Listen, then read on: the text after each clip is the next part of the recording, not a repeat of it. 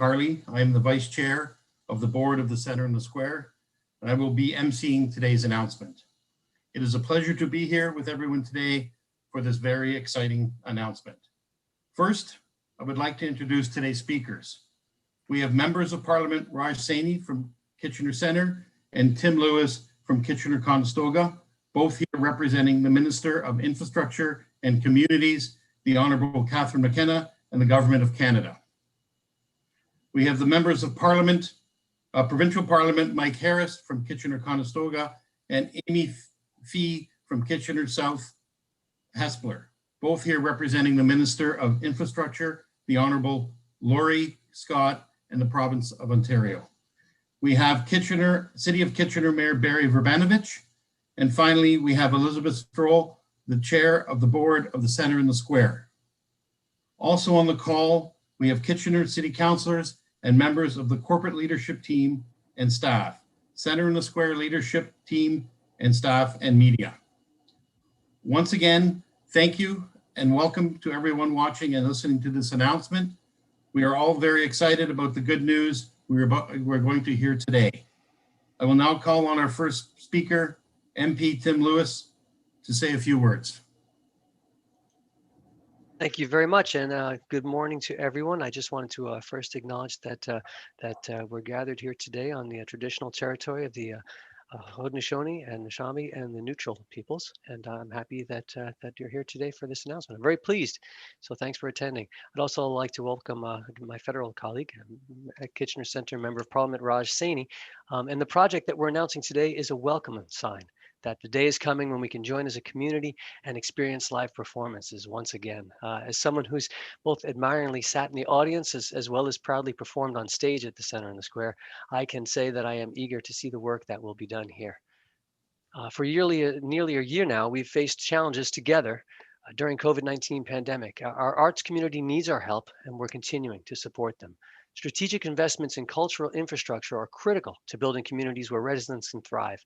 Arts create community, and communities create artists. Now more than ever, we need to ensure that these spaces are conducive for safe gatherings. That's why today's announcement is a welcome investment for Waterloo Region and its residents. And to tell you more, I'd like to call upon my Member of Parliament friend, Raj Saini, to provide remarks on behalf of the Government of Canada. Thanks. Well, hello everyone, and thank you, Tim, for your introduction. I'm happy to be here virtually with all of you today on behalf of the Honourable Catherine McKenna, Federal Minister of Infrastructure and Communities. It's also great to see Parliamentary Assistant Mike Harris, Parliamentary Assistant Amy Fee, and Mayor Verbanovich, and always Mayor Barry Verbanovich, and also my colleague Tim Lewis, the MP for Kitchener-Conestoga. It's also great to be joined by Joe Henning, Director of Operations for Centre in the Square. Thank you all for participating in today's announcement. I would also like to take a moment to acknowledge that the project we're announcing today is on the treaty lands and traditional territory of the Haudenosaunee, Neutral, and Anishinaabe peoples. Since last March, Canadians have been impacted by the consequences of the COVID-19 pandemic. From coast to coast to coast, we've been learning to cope with the new realities and the new world that we find ourselves in. This has not been an easy time for many. As the situation continues to evolve, all levels of government across Canada are working together to reduce the impact of the pandemic, to protect lives, to support communities, and to create jobs. It's time to start looking forward again. It's time to build up, and to do it in a way that makes our communities more livable, more resilient, and more sustainable places to live, work, and raise our families. That's why I'm so pleased to join the Province of Ontario and the City of Kitchener to announce our support for two projects that will upgrade parts of the iconic Centre in the Square Performing Arts Centre.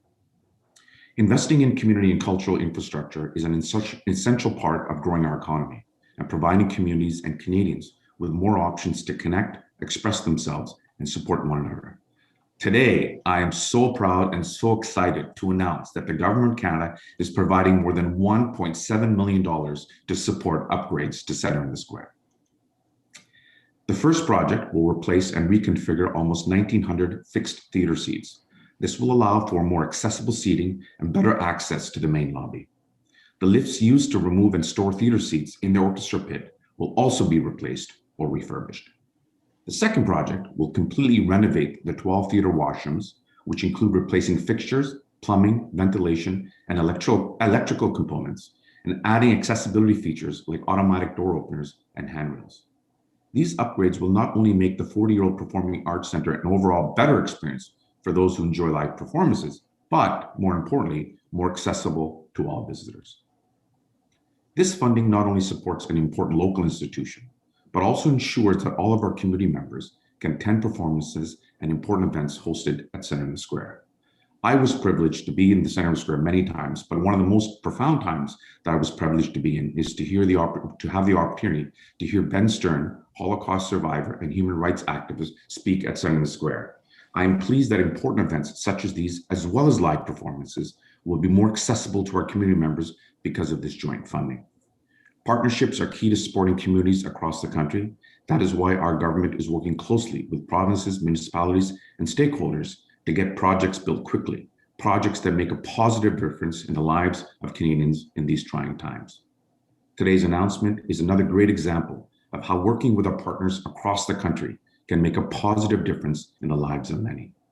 And the really good news is that investing in infrastructure also creates jobs and supports local economies at a time when our country needs it the most. So it's an investment for today and for tomorrow. By investing in community and cultural infrastructure today, we're putting a down payment on more connected and resilient communities where Canadians can live, grow, and raise their families for generations to come. Together, we will improve the quality of life and cultural wealth of all Canadians. Congratulations again to Centre in the Square, and thank you very much for inviting me today. Thank you, MP Sani. I'd now like to introduce our next speaker, MPP Amy Fee, to say a few words. Thank you and good morning, everyone. I'm definitely thrilled to be here to join everyone. Wish it wasn't virtually, but we'll take what we can get right now. And this is definitely an important announcement to support our cultural and recreational infrastructure projects right here in the region. Centre in the Square plays a leading role in showcasing the performing arts and has greatly contributed to our community over the decades. It provides a vibrant place for families like my own to enjoy art and culture right here in Waterloo Region. Projects like these across the province provide vital infrastructure that strengthens our communities. This is definitely a much needed investment here in Kitchener and will benefit our entire area. I'd like now to turn it over to my friend and colleague, the Parliamentary Assistant to the Minister of Natural Resources and Forestry and the MPP for Kitchener-Conestoga, Mike Harris. Oh, thank you so much, Amy, and pleased to be here today on behalf of my colleague, the Honourable Laurie Scott, the Minister of Infrastructure, and of course the Government of Ontario. And I want to thank Kitchener South Hespeler Amy Fee for the warm introduction, and of course recognize my good friend Mayor Vrbanovic, and of course my federal colleagues Tim and Raj for being here and taking part in this important announcement today. And of course, also the team that's here from Centre in the Square, including the Chair, Elizabeth Sproul, Vice Chair and our MC, Dan Carley, and Director of Operations, Joe Henning, who have joined us today for this great announcement. The Government of Ontario recognizes the importance of supporting arts and culture, one of the sectors that has been hit the hardest by the COVID-19 pandemic. Supporting artists includes investing in the venues that they perform in, and I'm pleased today to share that we are providing over $1.4 million in provincial funding to Centre in the Square in downtown Kitchener. Centre in the Square is our region's largest and most prominent performing arts centre. The funding announced today will benefit Waterloo Region by increasing accessibility elements of the theatre while also reducing maintenance costs. It will make it possible for more members of our community and folks visiting the region to be able to enjoy a performance right in the heart of downtown Kitchener. The City of Kitchener and all of Waterloo Region will benefit from this investment and an accessible, modern Centre in the Square for many years to come. The Investing in Canada Infrastructure Program is providing up to $30 billion in total project funding for communities across Ontario over the next 10 years. This includes over $10.2 billion from our government alone. And these investments in cultural, recreational infrastructure, in cultural and recreational infrastructure will make our communities stronger, more inclusive, creating better places to raise families, while also helping to create jobs. We're laying the foundation for a strong economic recovery across Ontario through our federal, provincial partnerships. Once again, want to thank the representatives from the Centre in the Square for their efforts, Mayor Vrbanovic, our federal partners, and of course, Minister Scott for their contributions to this infrastructure project. Look forward to seeing construction start as soon as it can so that many, many families from the region can enjoy Centre in the Square in the near future. It's back over to you, Dan. Thank you. Thank you, MPP Mike Harris. I would like now to introduce our next speaker, City of Kitchener Mayor Barry Verbanovic, to say a few words. Thank you very much, Dan, and good morning, everyone. And Dan, let me begin by thanking you for your many years of community leadership, previously as chair of the Kitchener Public Library Board and now here at the Centre in the Square. I'd also like to begin by acknowledging my colleagues from Kitchener City Council, and especially Kitchener councillors Scott Davey, Bill Ioannidis, and Paul Singh, who sit on the Centre in the Square Board of Directors, as well as a number of city staff who are watching today's virtual announcement. Finally, I'd also like to thank our local government reps from the federal and provincial government for today's amazing news of this ISIP funding. Thank you both to members of Parliament, Raj Saini and Tim Lewis, and our members of Provincial Parliament, Mike Harris and Amy Fee. For some of you, I've had the opportunity now to work since you were first elected 6 years ago, and various pieces of time since then. But all of you have been working tirelessly on behalf of Kitchener residents, even before the last year. But I can certainly say over the past year, as we've all jointly fought the COVID-19 pandemic, we've seen a level of collaboration between the three orders of government like never before.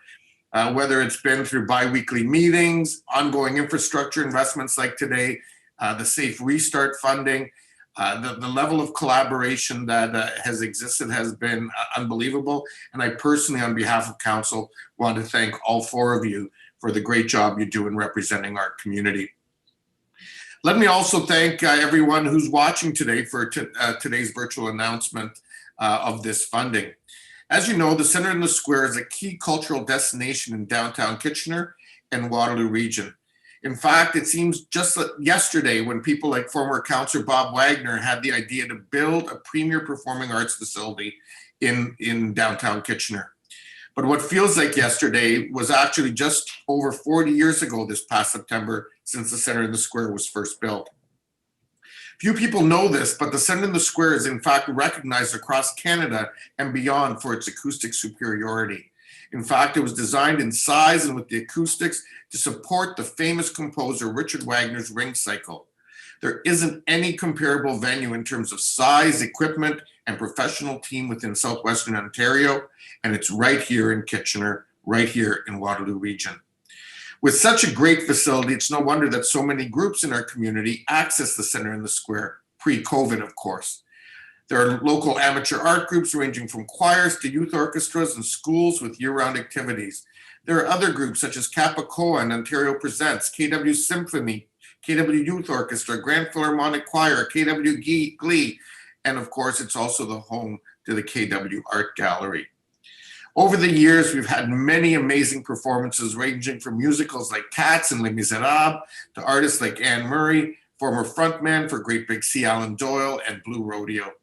So the Centre in the Square has strong community connections, and it also brings in national tours and Canadian and international artists, and we can't wait for all of them to come back when COVID is behind us.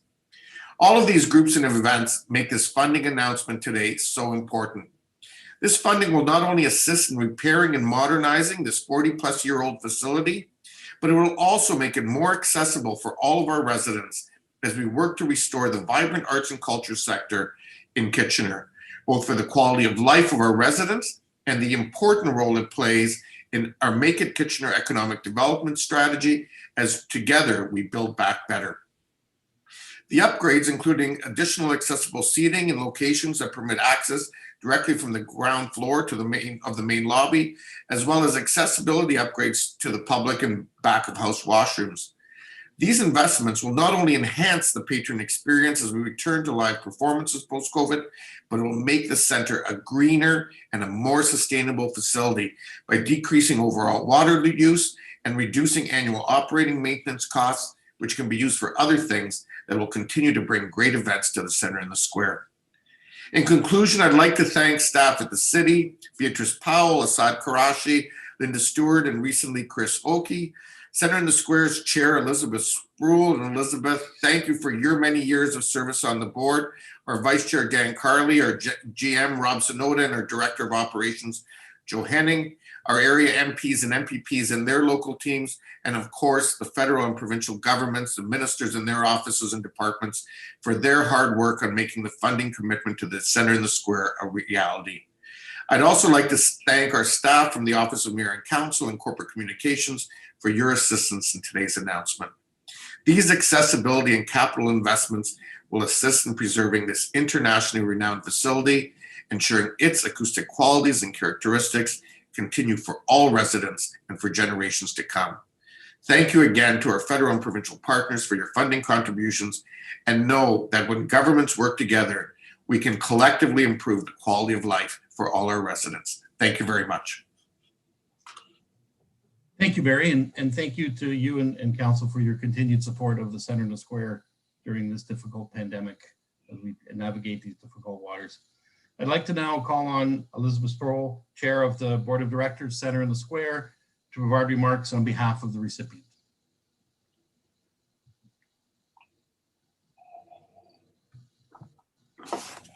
Thank you very much, Dan. Greetings, everyone. I'd like to say I'm delighted to be here.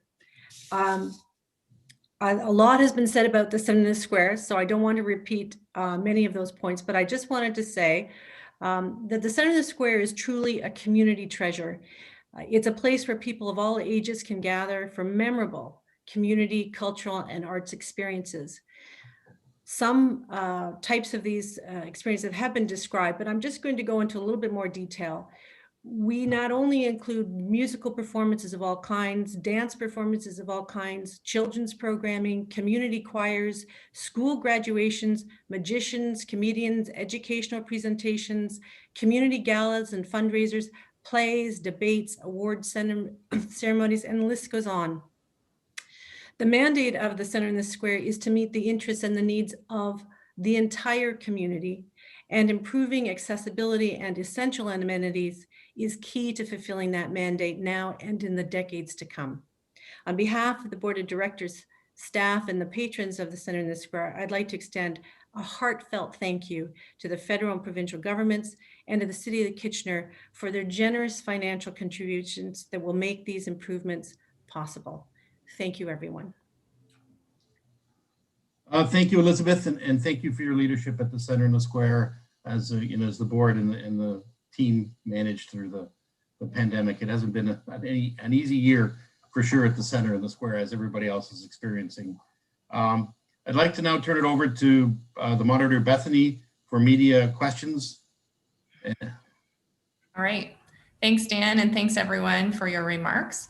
We're going to turn it over to media questions now, and I will be calling on the media one by one. Just a reminder that you will get a prompt to unmute yourself so you can ask your question and you can ask a follow-up.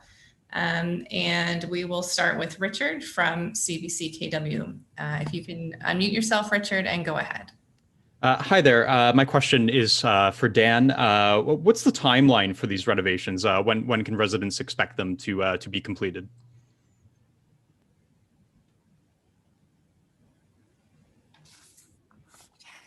I'm going to pass that to Elizabeth, the chair. Thank you.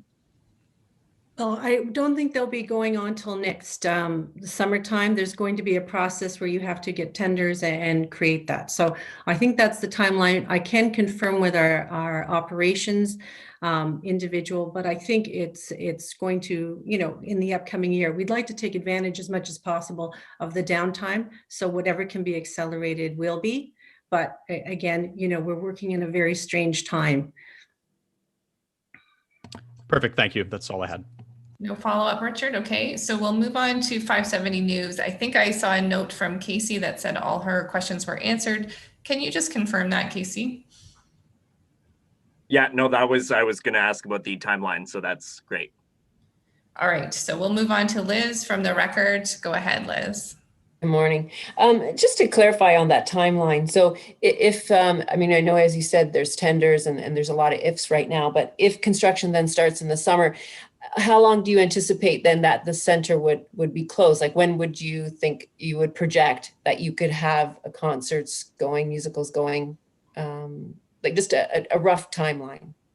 You know, I actually don't have the outline from the operations people as to when this is going to be. I can get that information, but I don't want to give any more details. I don't know that anyone on the screen has those details as of yet. Barry's raising his hands. Yeah, so I do understand a little bit, if I can, on that. I mean, first of all, in terms of when the center is going to reopen, which I think is part of your question, Liz, that's really going to depend on the direction we get from the province, from a public health point of view, and regional public health, and it will obviously be dependent on the status of the vaccine and recommendations in terms of how we're doing in terms of getting those numbers down as the year goes on.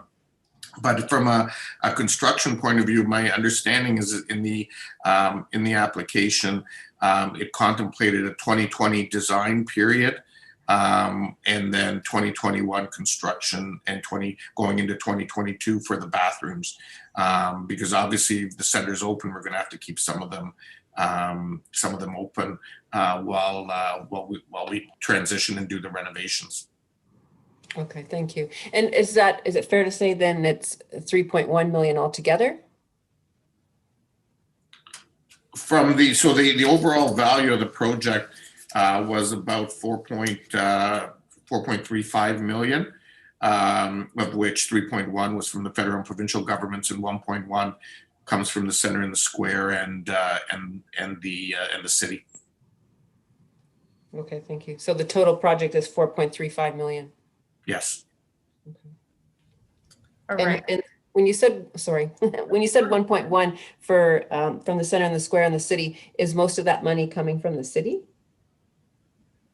So 800,000, we're contributing to the bathrooms. So my understanding is 800,000 is our contribution, and 360 is coming from the center and the square. Okay, thank you. Thanks, Liz. All right, on to the final question from Carmen at CTV. Go ahead, Carmen. Hi, everybody. I just have a quick question. Has this money been previously announced, or is this new money?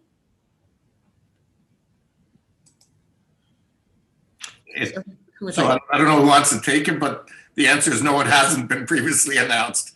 Yeah, this is new investments, new money that's coming out through this provincial federal partnership.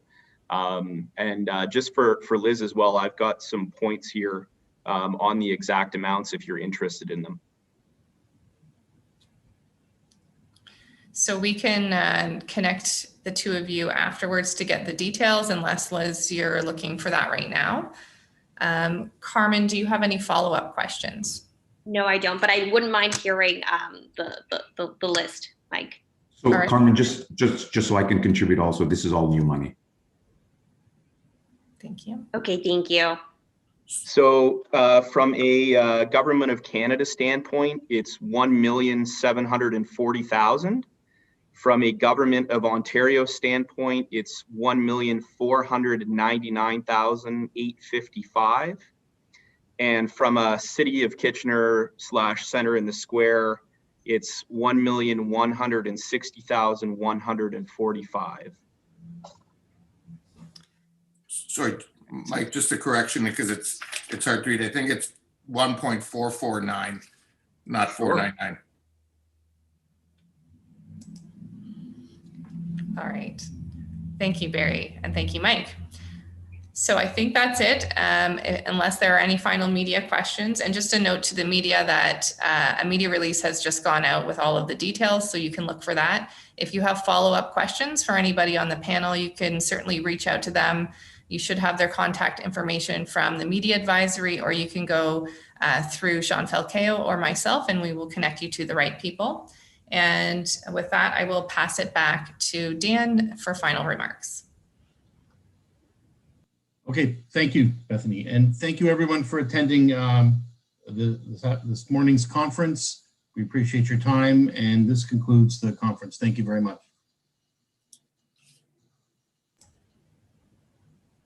And a reminder to all the participants to stay on for a photo.